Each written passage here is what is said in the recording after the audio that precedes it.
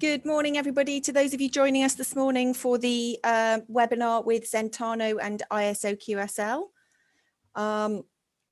This morning, we will be looking at leading with confidence and presence.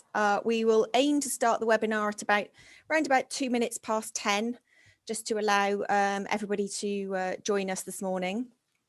So maybe whilst we're just waiting for everybody to join, perhaps if you could just pop in the chat where you're joining us from this morning and maybe what your role is within your business, so that we've got a bit of a feel of who's with us this morning.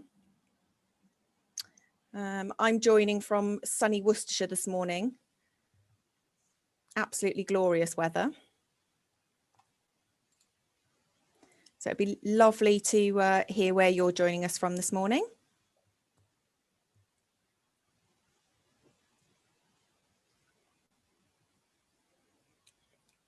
I can see lots of people joining us.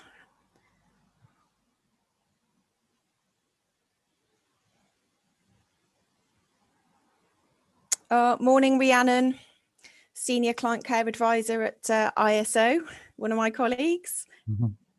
Nice to have you on, Rhiannon.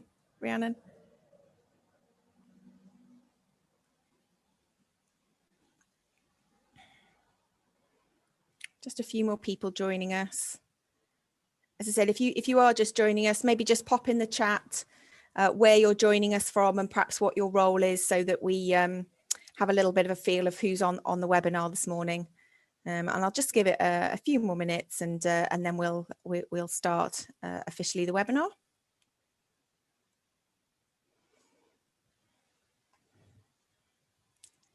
If there's anybody else who'd like to pop in the chat where you're from and your role within your business, it'd be great to hear from you.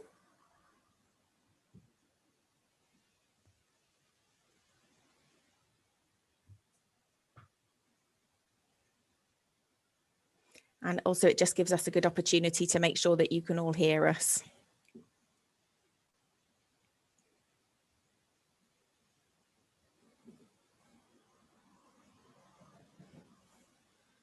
Morning, Mike, based in London. Internal compliance. That sounds like a nice job. Right up ISO Street. Thanks for joining us, Mike.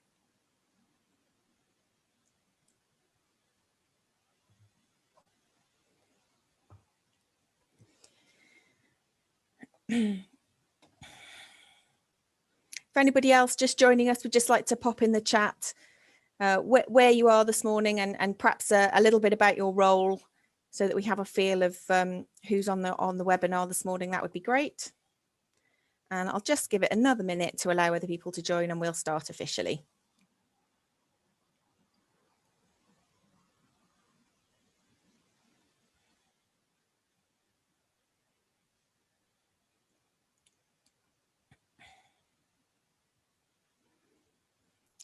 Any more want to give us a shout out as to where you're from this morning?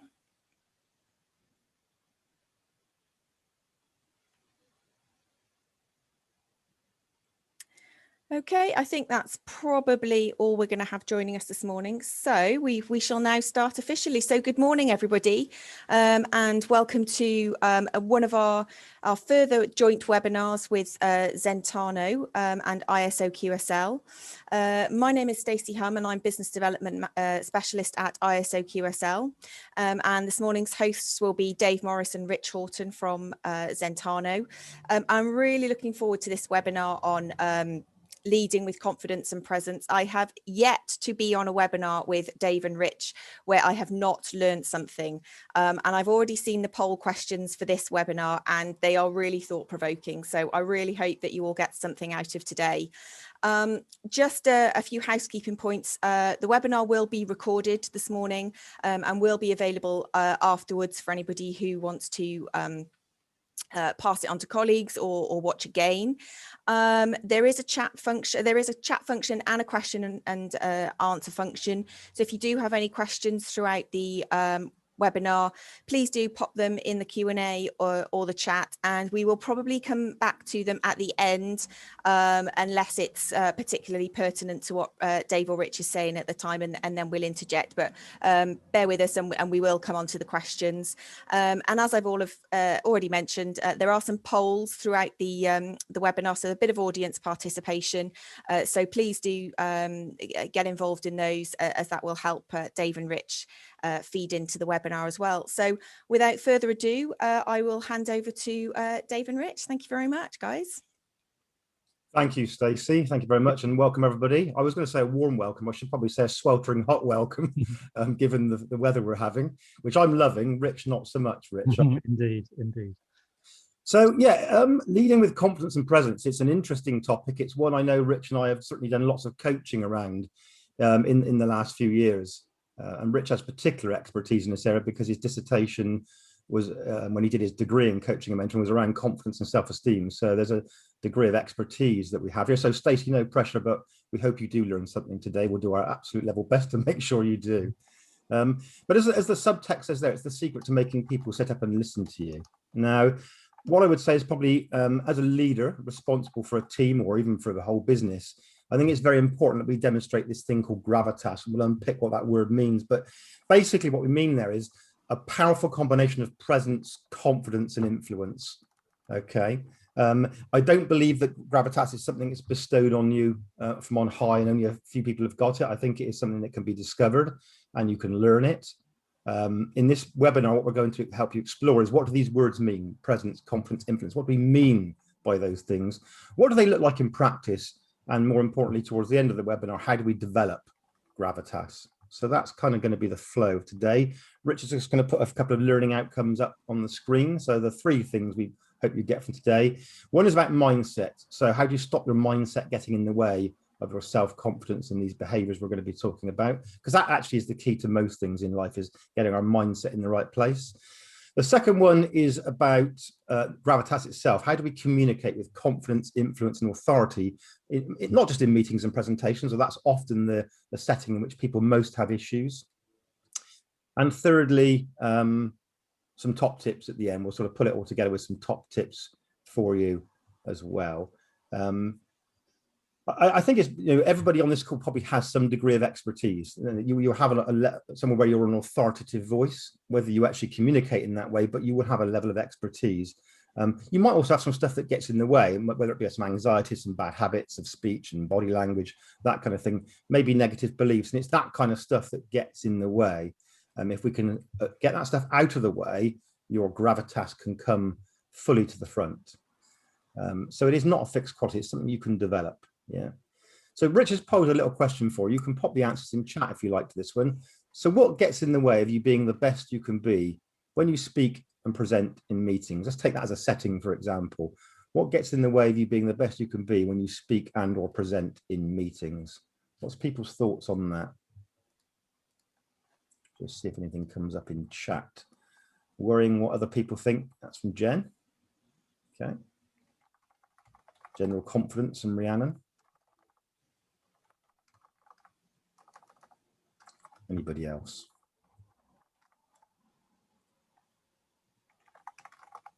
Okay, so there's a few things coming up here. Saying the wrong thing, another expert, somebody else who may appear to have more expertise than us. That's an interesting one. I remember when I, in a previous role, was on a very senior leadership role with a bunch of people who'd actually run their own businesses and sold their businesses to the business I was now working for. And working with that group, it's very easy to tell yourself stories about how these senior people are, far more entitled to be there than you are. The reality was somewhat different, I have to say. So we can get caught up in these sort of negative thought processes. So let's go a step further. Then let's look at these three components of gravitas, because they are interrelated. So the first one is presence. Yeah. The second one is confidence, and the third one is influence. Now, it's probably good to say that if you start to develop your presence, you'll probably also at the same time develop your confidence. If you start to develop your ability to influence people, you will also develop, by the same token, your presence. So these things are very interrelated. Working on one can really help you develop other aspects of gravitas. And I guess where you want to be ideally is somewhere in the middle of all these, where you have strength in all these three areas. You're self-confident, you have good presence, you have good ability to influence people. That's kind of what we're looking for here. So let's unpack these words one at a time, and let's look at what we mean by presence. Now, Rich is going to put up the dictionary definition. This is what the dictionary says is presence: a quality that makes people notice or admire you, even when you're not speaking. So it is not just about what you say, it's about your whole demeanor, if you like. So this is where we're going to launch the first poll. So Stacey's going to launch the poll in a sec. So I've got some options for you. What aspect of having presence do you find most difficulty with? Okay, and the options are making an impact when you walk into a room of people, leading a group discussion, making other people feel comfortable, yeah, when they are nervous, getting along with people who you find difficult to connect with, and getting people to follow your lead. Which of those do you find most difficult? Stacey, you can open the poll. Yeah, the poll is open. Let's just give you a minute to answer that. A few answers coming in already. The third one should say making people comfortable when they're nervous. So that's just a... So we got some a clear winner at the moment.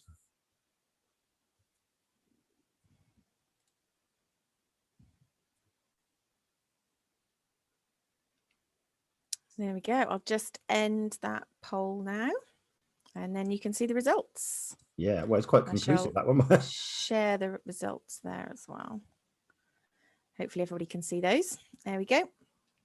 So we got 80% of the votes that came in getting along with people who are difficult to connect with. So what makes people difficult to connect with? That's a really interesting thing. Rich, any observations on what you see there?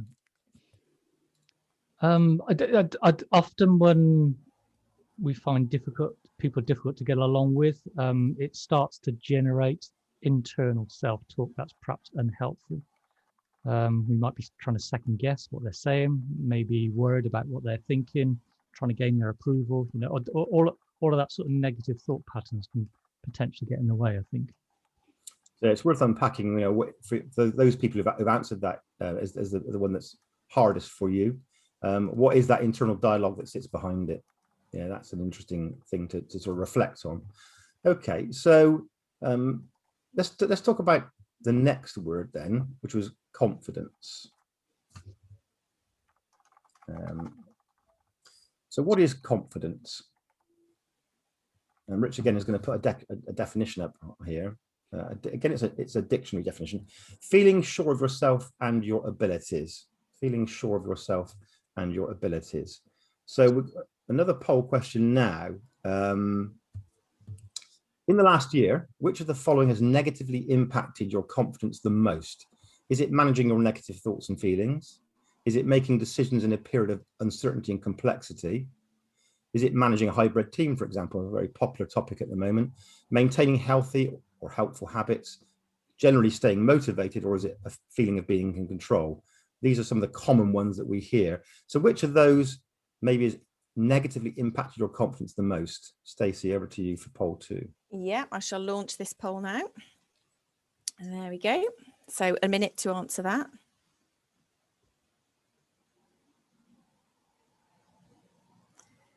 These are just really good questions. I think I find them very thought-provoking. I'm not quite sure where I'd answer myself.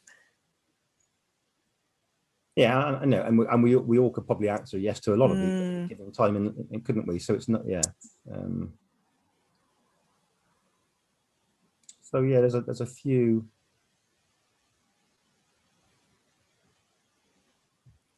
Quite a mix on the answers on these. I think, as you said, Dave, there's probably lots of people could answer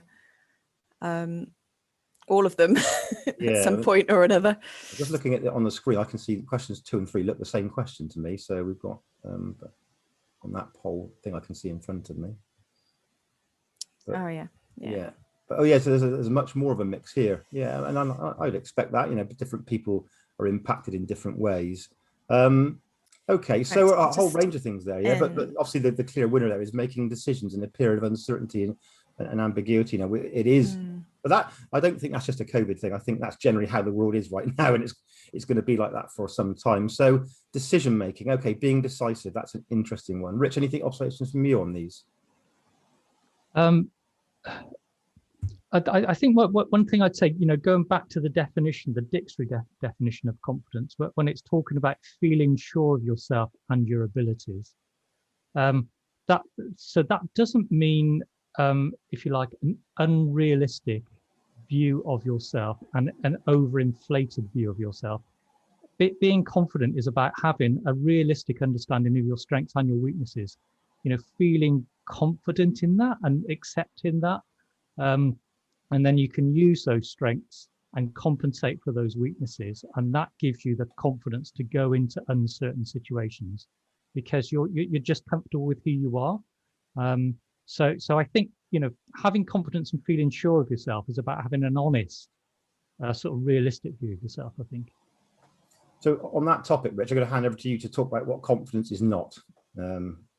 Yes. Okay. So yeah. So what confidence is not? I coach a lot of people, and my particular area of expertise, as Dave mentioned, is coaching around confidence, and particularly around self-esteem, and when self-esteem gets in the way of our confidence. And at the beginning of when I'm coaching people, I often ask them the question: if we've got confidence is one of the subject areas that we're thinking about in the context of coaching, I ask them, so if you were confident, tell me what that would feel like inside and what would be going on inside. And people often come back and say, I would feel calm and I'd feel serene, you know, a bit like a swan sort of moving over the water. But I don't think that is confidence.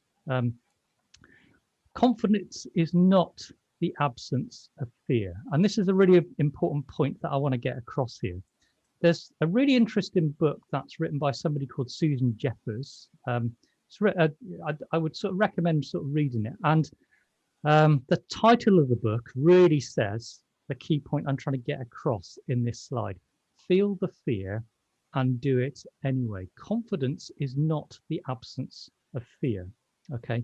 Now people have fear of all sorts of things, you know, from spiders to public speaking, you know, asserting ourselves, you know, perhaps being a lone agent, all of those sorts of things can be things that we fear. And some of those fears are reasonable and logical and rational.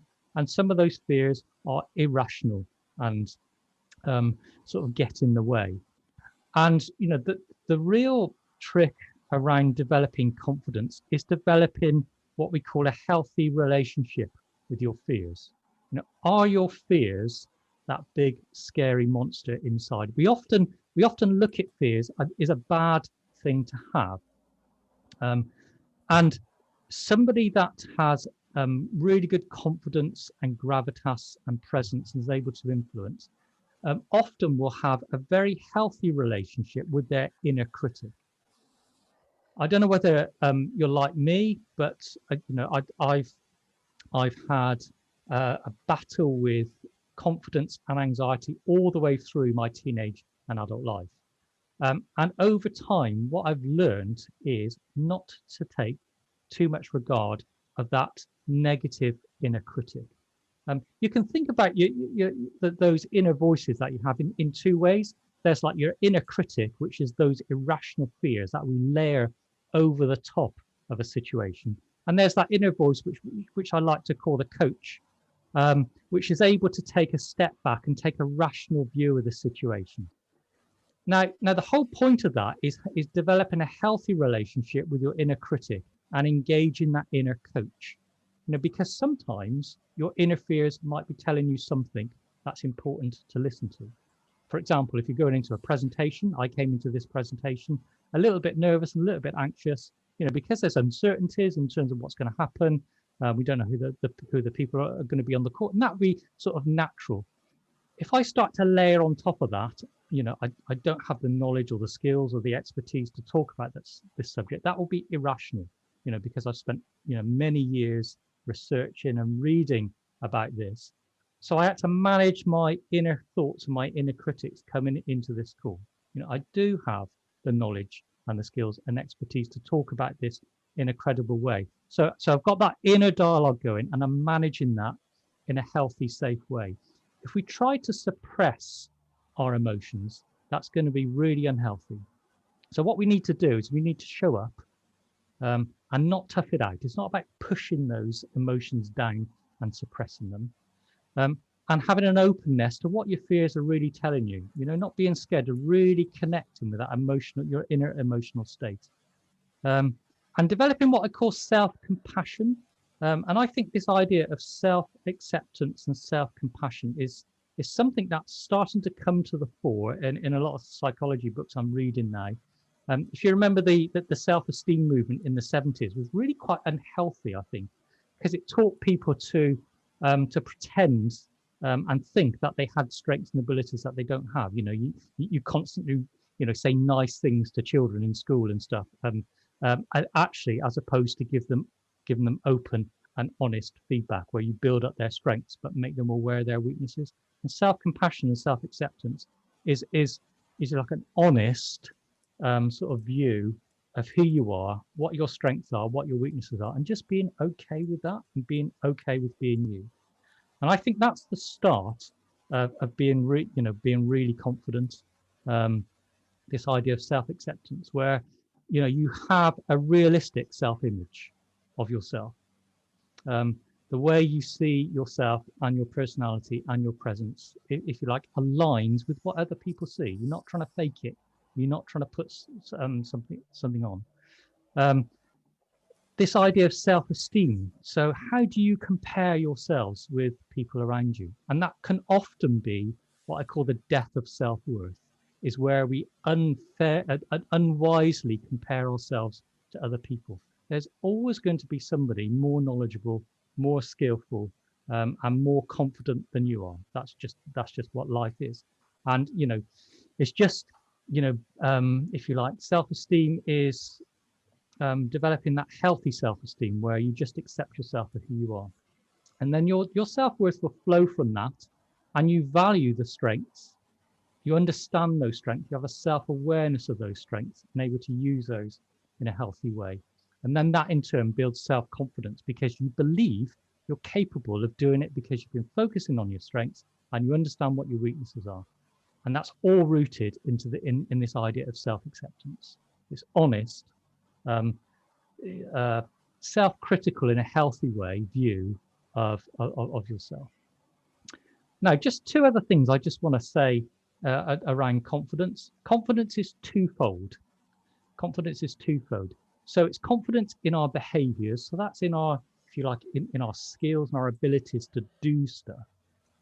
But you also need to, if you like, to link that with your mindset. So mindset is all about the stories you tell yourself, the beliefs you have about yourself, the assumptions you're making about yourself and the audience, and making sure all that stuff is rational and healthy, and you're not layering over the top those irrational thoughts. You're not listening too much to that inner critic. You're engaging the coach, and that's all part of developing a healthy mindset. And in our Zentano mind management model, we pull all this together by saying, understand your core operating system, all those filters, all those beliefs, all those stories that shape and interpret the way you see the world. Because all of that stuff, you take stuff in from your environment through your operating system, and that triggers your emotional state. So by understanding this stuff here, you're able to manage what we call the hot head by engaging the cool head, what I called your inner coach. So that's, having confidence is about confidence in your abilities, in your strengths, understanding your weaknesses, and engaging and managing your mind and your mindset in a really healthy sort of way. So Okay. Dave, over to you to talk about influence. Yes, thank you, Rich. So obviously one of the key points to take away is mind management is absolutely critical to this topic we're talking about today. And I think self-awareness is one thing, but without that ability to self-manage, we can actually sometimes turn the benefits of what we are aware of into something we can actually demonstrate it. So mind management is a critical skill to learn. So let's talk about what is influence. So again, Rich is going to put a dictionary definition of what the word influence means. So a positive impact on the actions, thoughts, opinions, and behaviors of others. Do I have a positive impact on the actions, thoughts, opinions, and behavior of others? So at this point, I think we'll launch another poll. So I've got here, what is your preferred method to try and influence other people? Is it A, you use facts and figures to support a logical and methodical approach to influencing them? Do you use well-structured and logical arguments backed up with a very nice, robust debate to influence them? Do you use emotion and big picture views of the world to create something compelling they can buy into? Or do you share power by involving other people in decision making? It's a very collaborative process. Which is your preferred method of influencing other people? Stacey, over to you. Yeah, I shall launch the poll now. There you go, everybody. 1 minute to answer what is your preferred method to influence others. Straight away, we've got a range.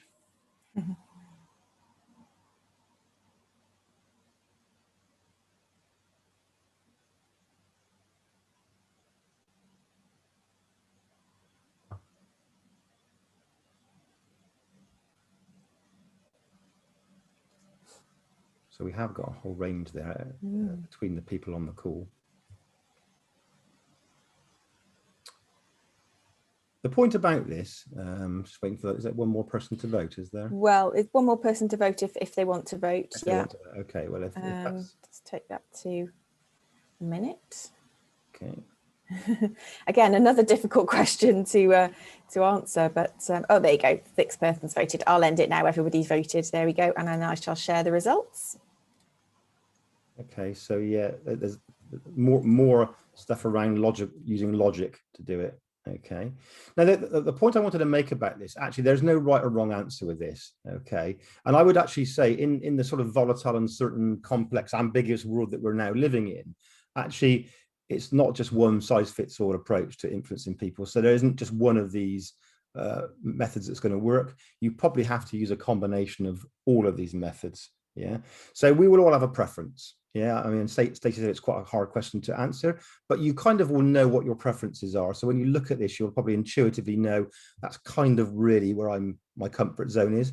But actually, to influence people, especially as leaders in the modern world, we need to get out of our comfort zone. We need to move out of our preference, and we need to have a range of tactics that we can use to influence people. So all of these approaches are likely to be very, very useful for you.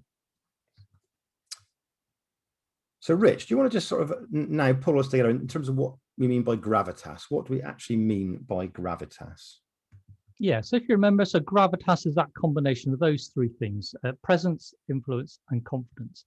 Now we're going to think about this idea of gravitas and think about what are the foundations of developing gravitas. Because as Dave said, this is something we believe that you can develop. Everyone can develop gravitas to some degree. It's not just some magic sort of stuff that's been given to you when you were born. So how do we develop this idea of gravitas? So I think there are 2 foundational aspects of gravitas.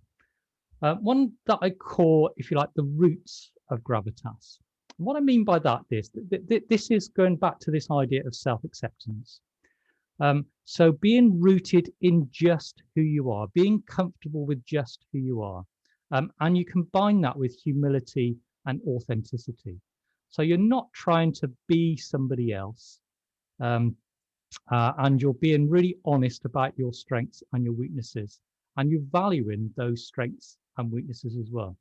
And this is something that I needed to learn early on in my leadership career. I had a background in IT.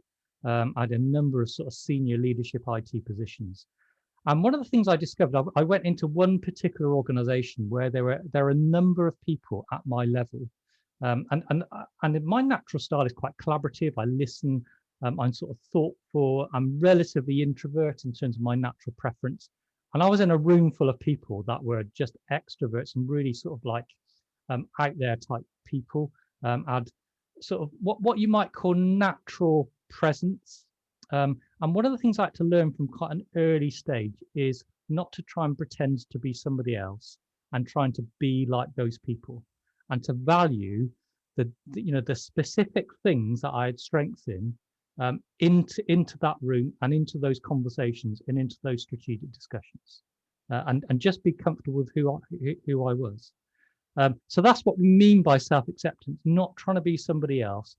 So if you are that sort of, confident, outgoing sort of person who naturally lights up a room, be that person. But if you're not, be confident, champion your introversion. And, if you're an introvert, and use that in an honest, authentic, powerful way. And I think, introverts and extroverts can both have gravitas, so being rooted in just who you are. So that's the roots of gravitas. The other thing is what I call the wings of gravitas. Now, the idea here is that there's a number of elements to this. So, having that big picture idea of who you want to be, what you want to achieve in life, what your values are in life, what's important to you, being purpose and value driven, I think really marks those great leaders apart from those that are not value driven and purpose driven. You imagine some of those great leaders that you admire usually have a set of values or a strong purpose, or both of those things that exude and come out from them. The other thing I think I would say that's really important as part of this having wings is you have an ego, and I mean a healthy ego here, not an unhealthy ego, that can what I call shrink and grow. Now, let me just tell you a bit of a story just to bring that to life.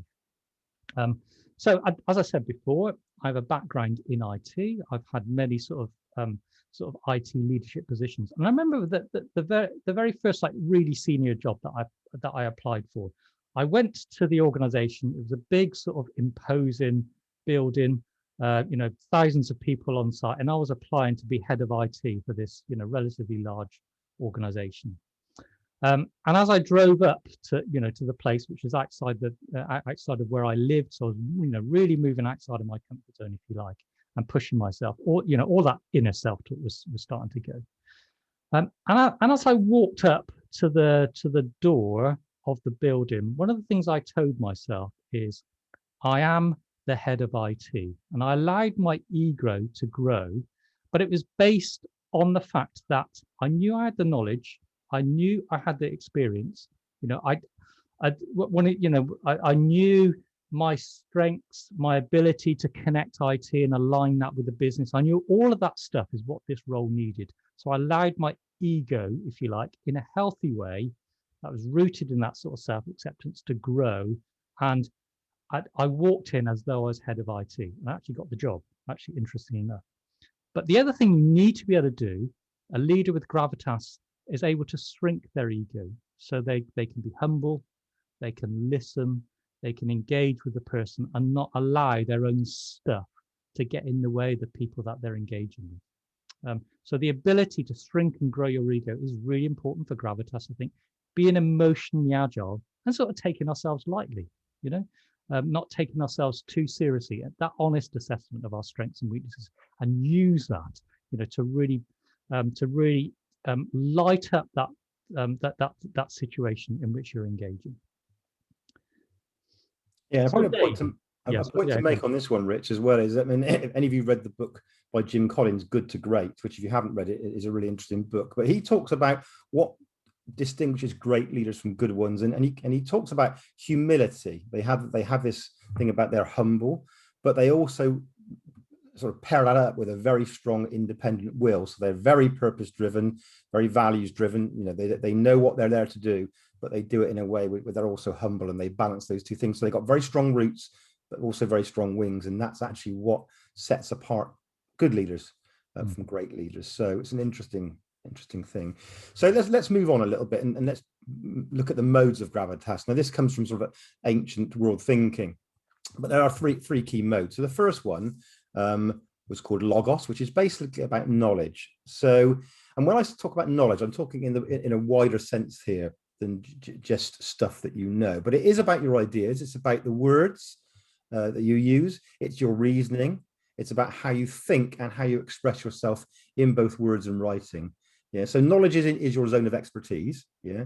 And you must have something to say, a circle of confidence in which you're expert and authoritative. Everybody on this call have some degree of expertise and authority in something, and that's your knowledge. But what a lot of people don't realize, and certainly in the ancient world they did realize, is that gravitas is also about the knowledge of your behaviors as well. So the way you express yourself, being grounded. They talked about it having quite a deep resonant voice. I mean, it may not be stuff you can do about that if you don't naturally have one of those.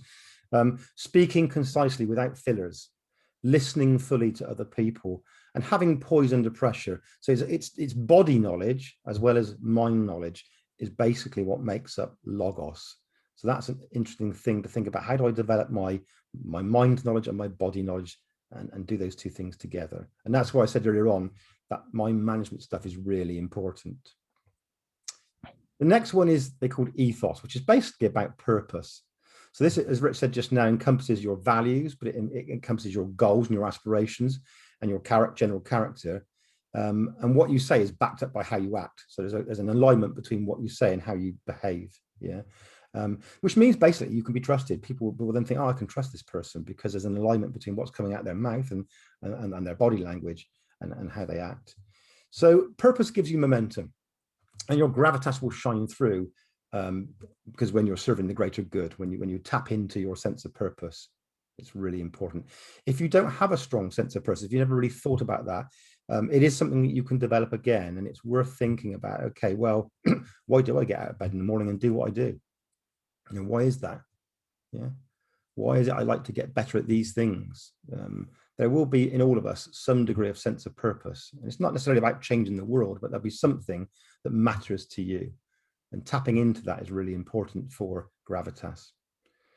So you're serving the needs of the team, the organization you work for. You're not empire building yet. And basically purpose is it matters to you, and matters to other people. And that's the important bit. And yes, lastly, Rich, thank you, is the pathos is the third element, or the third mode here. And that's about passion.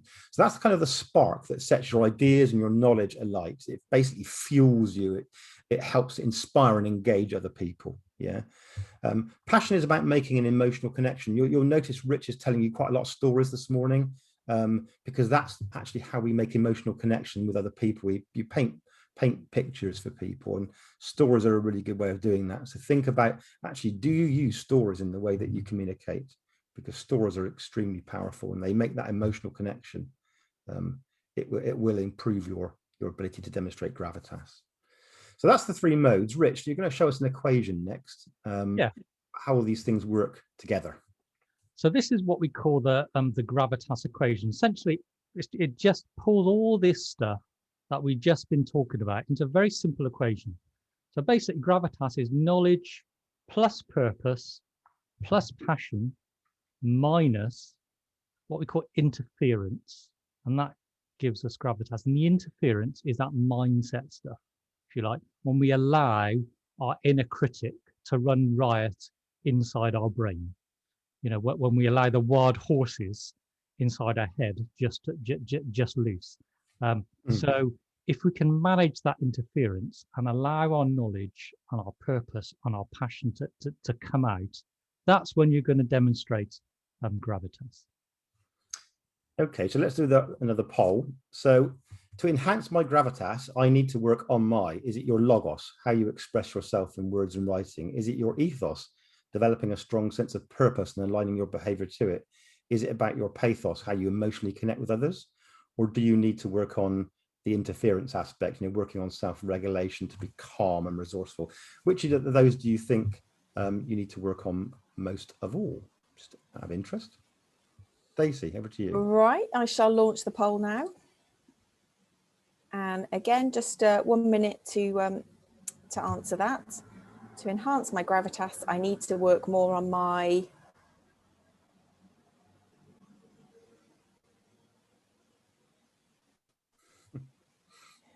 I'm probably not surprised by the answers that are coming up. But...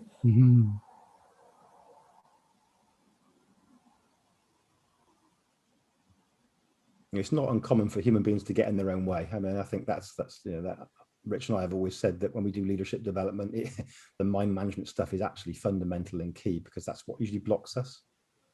Yeah. So I'm not surprised by that at all. But there are some other really important concepts here. Yeah, so we got a couple of people who've gone down a slightly different route. And everyone's different. I mean, everyone will see things differently, but is that everybody? Near enough everybody. One more. Anybody? No? Okay, I'll draw that one to a close then. And then I shall share the results. Yeah, so as I said, I'm not surprised by that. I think, for a lot of us, and Rich was very honestly talking about, he had to work on his own interference, particularly when he was younger. Yeah, that self-regulation, to be calm and resourceful. And if you do work on that, it does work. It doesn't mean the fears that underpin all that go away. Not necessarily they go away. It's not about squashing them, pretending they're not there. It's about managing stuff. So yeah, okay. But there's somebody else there saying, actually, I need to emotionally connect more with other people. Okay, that's fine. And someone said, no, maybe I can express myself better in words and writing. Whatever it is you think you need to work on, hopefully we're giving you some tips and some pointers for today. So Rich, do you want to just talk about, I know you've got a slide coming up you're going to really enjoy. Yeah, okay. So welcome to a recent Zentano board meeting. And Dave asked me the question, do you think I have gravitas? I don't think so. Anyway, so how can we know if we have gravitas? I think that's a really good picture actually there. Dave always tries to pick the higher branch, but anyway. So how can we know if we have gravitas? How can we develop that in ourselves? So we talked a lot about all the stuff that underpins gravitas, all those foundational stuff, those different modes. So how can we develop that in ourselves, and how can we know that we have it? So we've got 7 steps here that we've taken from a really good book by somebody called Caroline Goyder. She wrote a book called Gravitas, actually, which I'd highly recommend you read. So we've taken her 7 steps from this book and just sort of weave them into this slide here. So let me just Dave and I are just going to walk through now these seven steps. So the first one is to know yourself. So this is all this stuff I've been saying about this self-awareness, this self-acceptance, befriending those inner voices and having a healthy relationship with those inner voices, and really knowing your values and your purpose and what drives you, because that will really be clear to people if your values and purpose driven. So that's the first important step to think about. I think it's very fair, Rich, when we first decided to merge our businesses, that was the level of discussion we had, was, are we aligned on a values and purpose level? Because that was going to be the thing that was the most important conversation for us to have. Exactly. Yeah. So the second point Caroline makes in her book, and I would wholeheartedly agree with Rich, it's a very good book to read. It frames things quite nicely. She talks about teaching others how to teach you. Okay. And there's a couple of elements I wanted to pull out here. She talks about balancing status and connection behaviors. I'll just read a little bit out of the book so that you understand what status and connection behaviors are. So status behaviors, when it comes down to what you value, a status person would value being respected, whereas a connection person would value more relationships. Okay. So is it do I value more respect or relationships?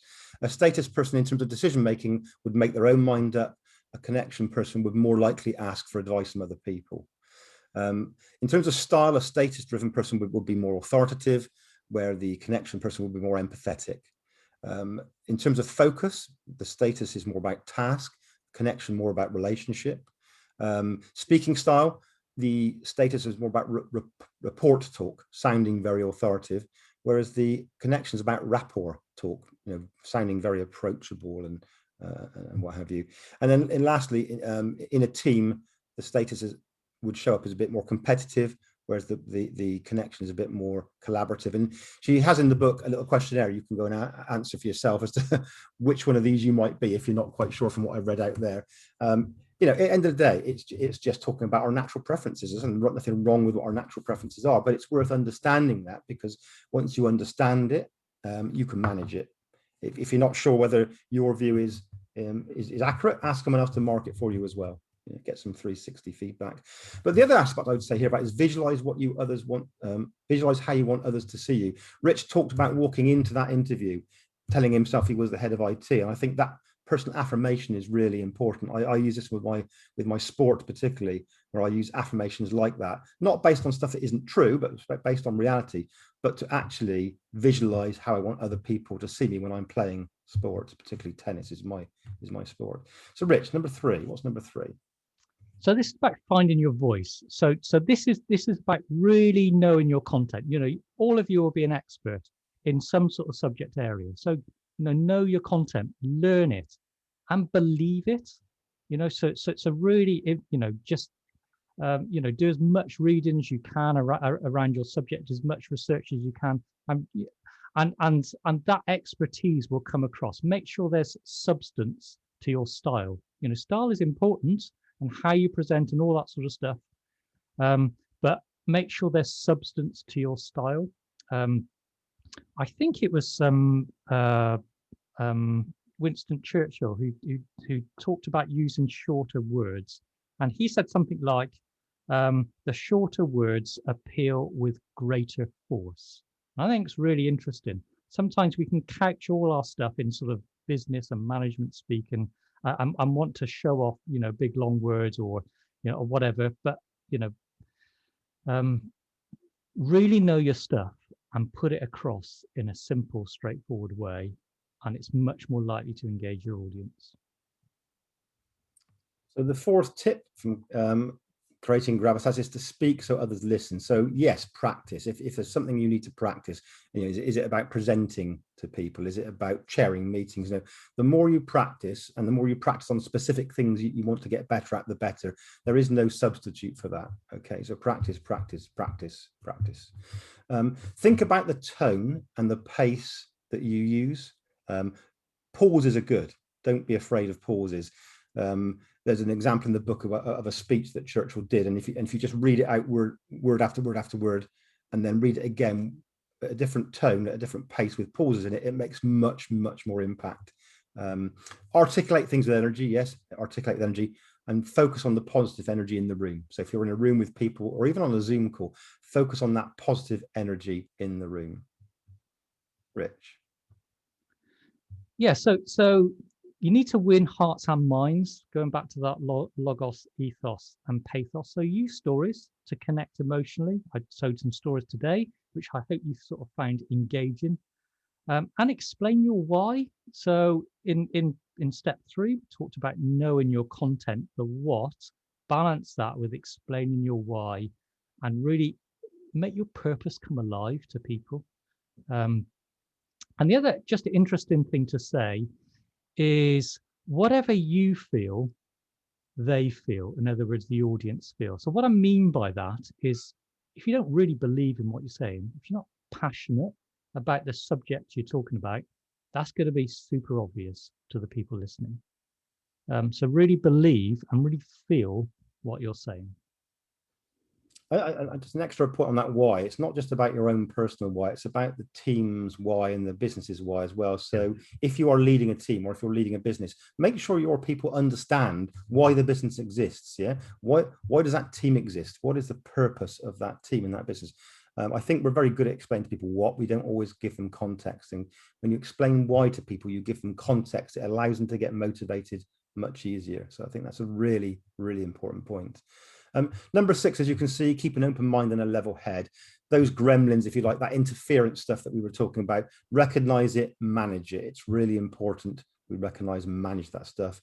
Yes, watch the language we use. I think the simpler the language, the better. It's not about how clever you are in terms of how many complicated words you use. I have a bit of an issue when I read some of the music magazines I read, and you read a review or something and you think, I don't understand half of what that person just said, because they're trying to be too clever.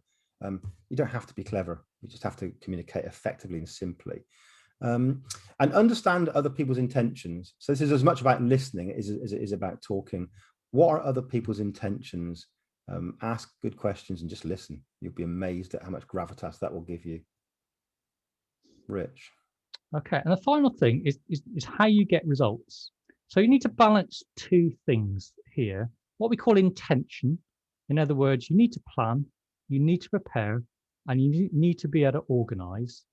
But the other thing you need to do is, when you're in the moment, when you're delivering, it's what we call attention.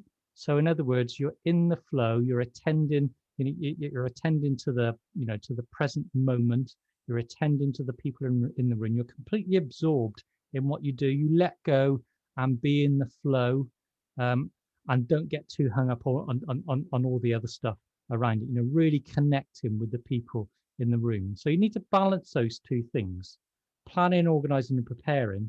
You know, get all that stuff, and also being able to let go and be reflexive in the moment, and being able to flex in the moment.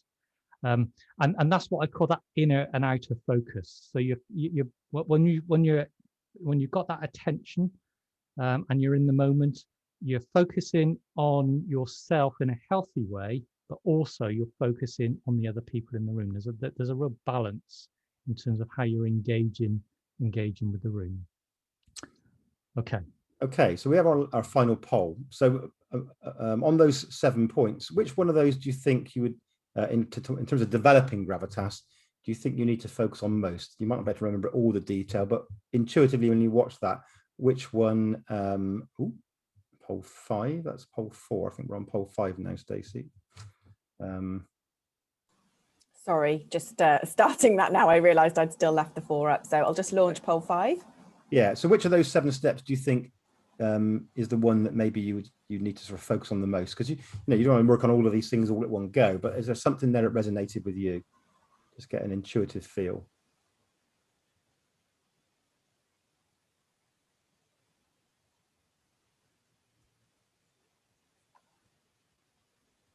This is probably the one question that would be hard to answer, Stacey. It is a bit thought-provoking, this one, isn't it? I think they've all been pretty thought-provoking, to be honest. Well, that's kind of, we do like to provoke a bit of thought. I know.